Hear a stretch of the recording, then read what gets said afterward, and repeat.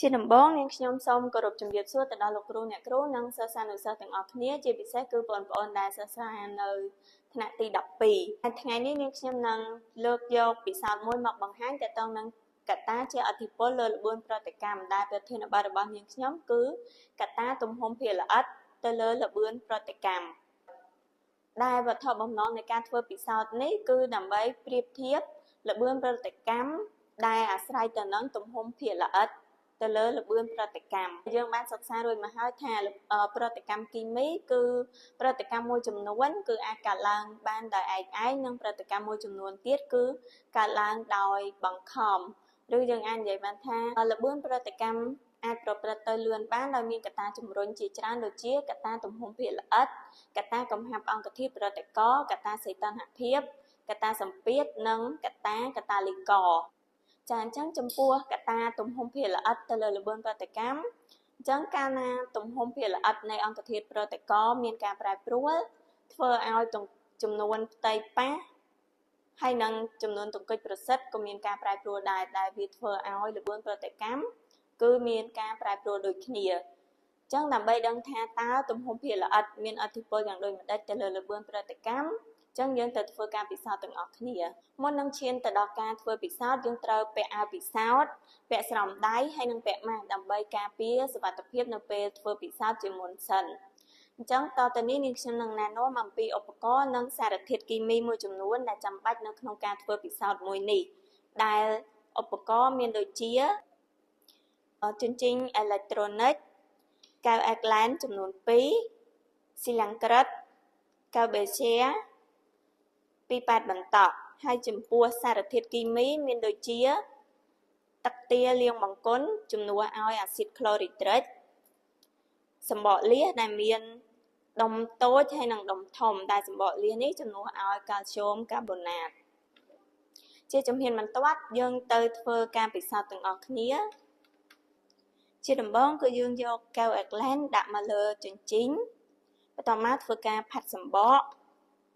រួចចាក់ solution ទឹកលាងបង្គន់ចូលចំនួន10មីលីលីត្រ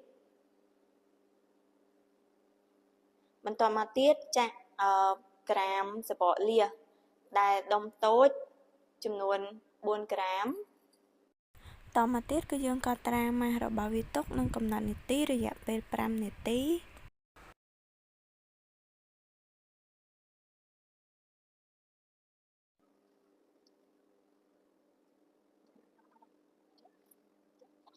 បន្ទាប់ពីយើងចាក់សបកលៀសចូលទៅក្នុងអាស៊ីតហើយយើងឃើញថាម៉ាស់របស់វាគឺថយចុះដោយសារតែវាមានការប្រតិកម្មជាមួយនឹងអាស៊ីត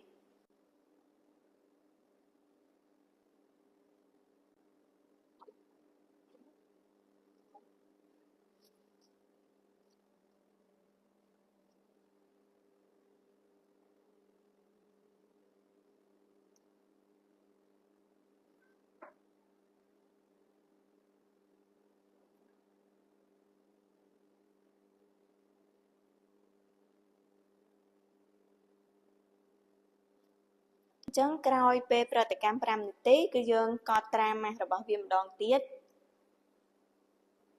ចំពោះកែវ B គឺយើងដាក់លើជញ្ជីងដូចគ្នាបន្ទាប់មកផាត់សម្បកតមកទៀតគឺយើងចាក់ទឹកទាលាងបង្គន់ចូលចំនួន10មីលីលីត្ររួចចាក់សម្បកលៀសដែលមានទំហំធំចូលចំនួន4ក្រាមតមកធ្វើការកត់ត្រាម៉ាស់របស់វាទុកនិងកំណត់នាទីរបស់វារយៈពេល5នាទីក្រោយពេល5នាទីនៃប្រតិកម្មយើងធ្វើការកត់ត្រាម៉ាស់វាម្ដងទៀត